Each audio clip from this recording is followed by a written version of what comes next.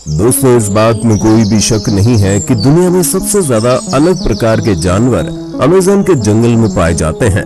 इसके अंदर जाकर ऐसा लगता है जैसे हम किसी दूसरी दुनिया में आ गए हो। इस वक्त धरती का सबसे ज्यादा घना जंगल अमेज़न ही है। ये बिल्कुल ऐसी स्थिति में है जैसे पूरी दुनिया में लाखों साल पहले जंगल हुआ करते थे।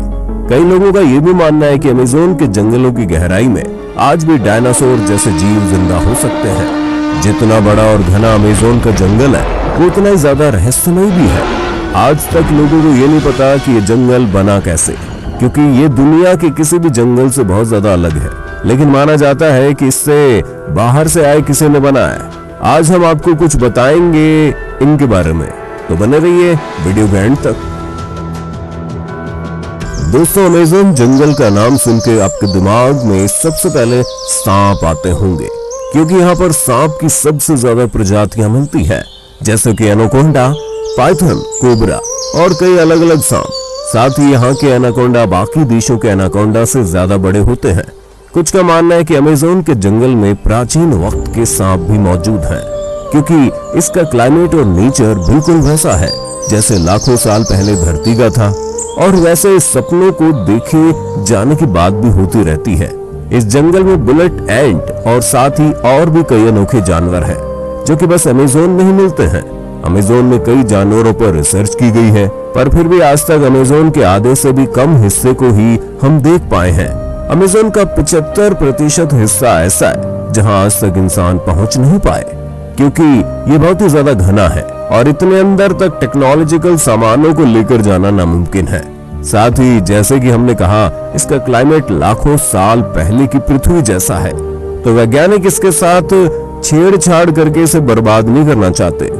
अमेज़न में कई आदिवासियों की ट्राइब भी रहती है, और अमेज़न के घने जंगलों में और भी कई ऐसी जनजातियां होती होंगी जिनके बारे में हमें कुछ भी नहीं पता। और अगर टेक्नोलॉजिकल डेवलपमेंट की वजह से अमेज़न जंगल नष्ट हो गया, तो दुनिया से कई सारे जीव विलुप्त हो जाएंगे। दोस्तों, आए दिन अमेज़न के बारे में नई और अनोखी बातें पता चलती रहती हैं। यहाँ अक्सर कई एक्सपेरिमेंट्स और रिसर्च चलते रहते हैं। लीड्स यूनिवर्सिटी ने साल 2017 में एक रिसर्च की थी। इसमें पाया गया कि अमेज़न बेसिन जितना कार्बन ग्रहण करता है, उतना कहीं नहीं करता, जिसके चलते यहाँ पर कार्बन एम्बिशन बहुत कम है। इसीलिए यहाँ का वातावरण इतना अच्छा है। अगर यहाँ पर टेक्नोलॉजिकल डेवलपमेंट बढ़ गई, तो यहाँ पर बहुत ज्यादा कार्बन रिलीज होगा और नेचर के लिए खतरा होगा। वैज्ञानिक कार्लोस नोबर अपने रिसर्च में कहते हैं कि जिस तरीके से अमेज़न के जंगलों को काटा जा रहा है, वो दुनिया के सबसे बड़े जंगल से सबसे बड़े सावन क्षेत्र में बदल सकता है। बता दें, सावन क्षेत्र में छोटे छोटे पौधों के साथ घास का जंगल होता है। इससे क्षेत्र की इकोलॉजी भी बदल सकती है।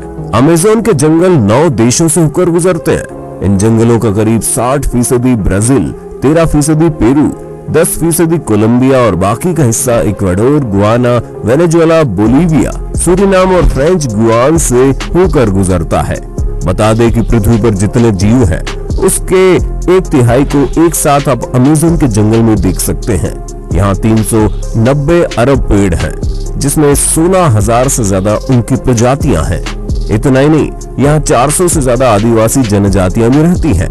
इन जनजातियों का बाहरी दुनिया से किसी भी तरह का संबंध नहीं है। दोस्तों, अमेज़न के जंगलों के कीड़ों की काफी चर्चा होती है। माना जाता है कि यहाँ इतने हजार तरह के कीड़े और जंतु मिलते हैं कि उनमें से कुछ ही फीसदी के बारे में अब तक वैज्ञानिकों को पता चला है। यहाँ की बुलेट चींटियां भी बड़ी खतरनाक होती है। देखने में छोटी होने वाली इन चींटियों के डंक को जहर की तरह खतरनाक माना जाता है। कहा जाता है इनके काटने पर गोली लगने जितना दर्द होता है। चींटियों के बाद यहाँ की मकड़ियों की चर्चा होती है। यहाँ 3000 से ज्यादा मकड़ियों की प्रजातियां पाई जाती है, जिनमें ज्यादातर जहरीली होती हैं। टैरेंटुला मकड़ी को सबसे खतरनाक माना जाता है। इसके बाल भी इतने खतरनाक होते हैं कि आपकी आंखों में पड़ गए तो शीशे की तरफ उसे फोड़ देंगे। अब इतने कमाल के जानवर बस यहीं रहते हैं, तो इस जगह के बारे में कुछ खास बात तो होगी ही। देखा जाए तो कुछ नहीं, बल्कि बहुत खास बात यह है कि अमेज़न जंगल किस तरीके से बना है, ये जान के आप चौंक जाओगे। क्योंकि आप कह सकते हो कि अमेज़न जंगल जिस तरीके से बना है, उसने आधी पृथ्वी को तबाह कर दिया है। दरअसल हाल ही के कुछ स्टडीज में पता चला है कि डायनासोर को मारने वाला एस्टेरॉयड एक नए नियोट्रॉपिकल जंगल के निर्माण के लिए जिम्मेदार है। ट्रॉपिकल जंगलों का निर्माण एक एस्टेरॉयड के कारण हुआ जो लगभग 66 मिलियन वर्ष पहले पृथ्वी से टकराया था। और इसके बाद क्रेटेशियस मॉस एक्सटिंक्शन हुआ था जिसने धरती के सारे रुख को बदल दिया, जिस दौरान हमारे धरती पर राज करने वाले करीब 75% जीवों की प्रजातियां पूरी तरह विलुप्त हो गई थी। ये मास एक्सटिंक्शन मुख्य रूप से 2 कारणों की वजह से हुआ, जिसने विशालकाय डायनासोर्स और दूसरे जीवों की लाखों प्रजातियों का खात्मा कर दिया। सबसे पहले आज से तकरीबन 66 मिलियन सालों पहले करीब 15 किलोमीटर विशाल एस्टेरॉयड अचानक हमारी धरती से आ टकराया। इस एस्टेरॉयड के धरती से टकराने के तुरंत बाद ही सैकड़ों किलोमीटर दूर तक आग का गोला फैल गया, जिसने अपने रास्ते में आने वाले जीवों को तुरंत ही राख में बदल दिया। इस टक्कर से समुद्र में कई मीटर ऊंची खतरनाक लहरें उठी, जिन्होंने आधी दुनिया में तबाही मचा दी। इस टक्कर के बाद निकले धूल और राख धीरे धीरे आसमान में फैल गए, जिस कारण हमारी धरती का वायुमंडल कई महीनों तक गैस और डस्ट से पूरी तरह ढक गया, जिसके कारण सूरज से आने वाली प्रकाश की किरणें धरती की सतह पर पहुंचना बंद हो गई। इसी वजह से हमारी धरती का तापमान कई डिग्री सेल्सियस तक गिर गया। अचानक आए इस महाविनाश की वजह से जीव जंतुओं और पौधों की कई प्रजातियां तुरंत नष्ट हो गई। कुछ महीनों बाद धीरे धीरे पृथ्वी के वायुमंडल से गैस और डस्ट साफ हुआ और प्रकाश की किरणें धरती तक पहुंचने लगी। लेकिन इसके बाद ग्रीन हाउस गैसेस जो कि पृथ्वी के वायुमंडल में पहुंच गई थी, उन्होंने पृथ्वी को अचानक बहुत गर्म करना शुरू किया। तापमान में आए इस भयानक उतार चढ़ाव ने उस समय धरती पर मौजूद करीब 75% जीवों और पौधों की प्रजातियों को नष्ट कर दिया। वहीं कुछ वैज्ञानिकों का मानना है कि इस मास एक्सटिंक्शन में रही सही कसर उस समय के डेक्कन ट्रैप्स यानी कि आज के दक्षिण भारत में हुए विशालकाय वोल्केनिक इरप्शन ने पूरी कर दी। ये वोल्केनिक इरप्शन बेहद ही खतरनाक थे, जिनसे भारी मात्रा में कार्बन डाइऑक्साइड और खतरनाक ग्रीन हाउस गैस निकली, जिन्होंने बचे हुए जीवों को खत्म कर दिया। पर इसी मास एक्सटिंक्शन के बाद मैमल्स और दूसरे जीवों की प्रजातियां अस्तित्व में आई, जिन्होंने कई लाखों सालों के इवोल्यूशन के बाद जाकर हम इंसानों का रूप लिया, जो कि अभी इस वीडियो को देख रहे हैं। और ये उल्कापिंड हमारे जीवन के लिए बहुत ही ज्यादा महत्वपूर्ण था। अगर ये उल्कापिंड नहीं टकराए होते तो आज हम जिंदा नहीं होते।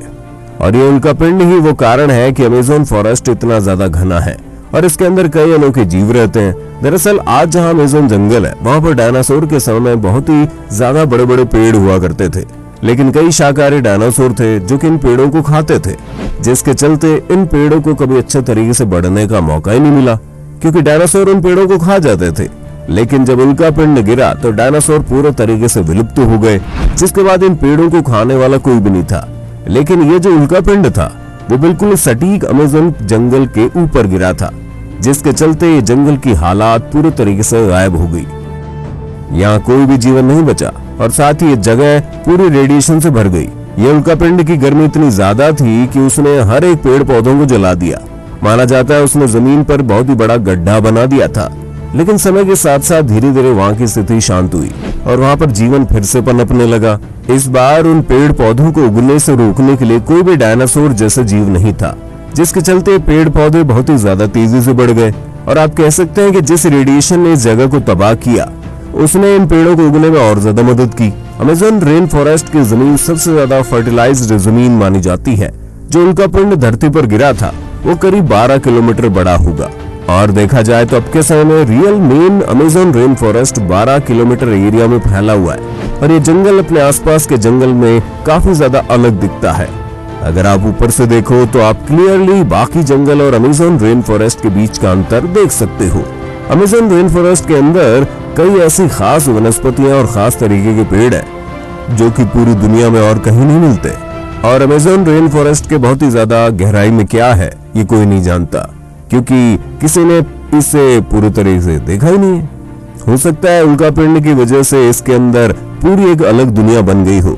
यहाँ पर पेड़ बाकी किसी भी जंगल से बहुत ज्यादा घने हैं और ये भी कहीं ना कहीं उस उल्कापिंड से जुड़े हैं। आपको ये बात शायद पता होगी, जब भी वोल्केनो फूटता है तो उसके आसपास की सारी जगह लावा की वजह से तबाह हो जाती है, लेकिन उसके कुछ सालों बाद वही लावा नए जीवन की शुरुआत करता है। ये कुदरत का नियम है और हमेशा अंत के बाद आरंभ होता है। क्रेटेशियस मास एक्सटिंक्शन से पहले भी 4 मास एक्सटिंक्शन हुए थे। ये एक्सटिंक्शन थे Ordovician mass extinction, Devonian mass extinction, Permian mass extinction और टेरेसिक जुरासिक मास एक्सटिंक्शन। और फिर हुआ था क्रिटेशियस मास एक्सटिंक्शन। और इन सब एक्सटिंक्शन की वजह से धरती का एक जीवन पूरे तरीके से नष्ट हो गया और दूसरे जीवन को पनपना पड़ा। बिल्कुल वैसे एक वक्त आएगा जब इस धरती से हम सारे इंसानों का नाश हो जाएगा और फिर कोई दूसरा जीवन आएगा और वो होगा सिक्स्थ मास एक्सटिंक्शन। और देखा जाए तो हम इंसान बहुत ही ज्यादा तेजी से एक्सटिंक्शन की तरफ बढ़ रहे हैं। जैसे कि जिस जंगल की हमने बात की यानी अमेज़न जंगल, इसे बहुत जल्दी से काटा जा रहा है और साथ ही आजकल फॉरेस्ट फायर भी बहुत जल्द हो रही है। नेक्स्ट मास एक्सटिंक्शन कभी भी हो सकता है और ऐसा भी हो सकता है कि ऑलरेडी शुरू हो गया हो। वैसे ही एक बोनस फैक्ट है कि एक ऐसा जीव है जिसने सारे मास एक्सटिंक्शन को सरवाइव किया है। उस जीव का नाम है ट्राइडिग्राडिस। तो बस यही तो आज का वीडियो था। अगर आपको ये इन्फॉर्मेटिव वीडियो पसंद आए तो वीडियो को लाइक कर देना। ऐसे अनोखे वीडियोस देखते रहना चाहते हो तो चैनल को सब्सक्राइब भी कर देना।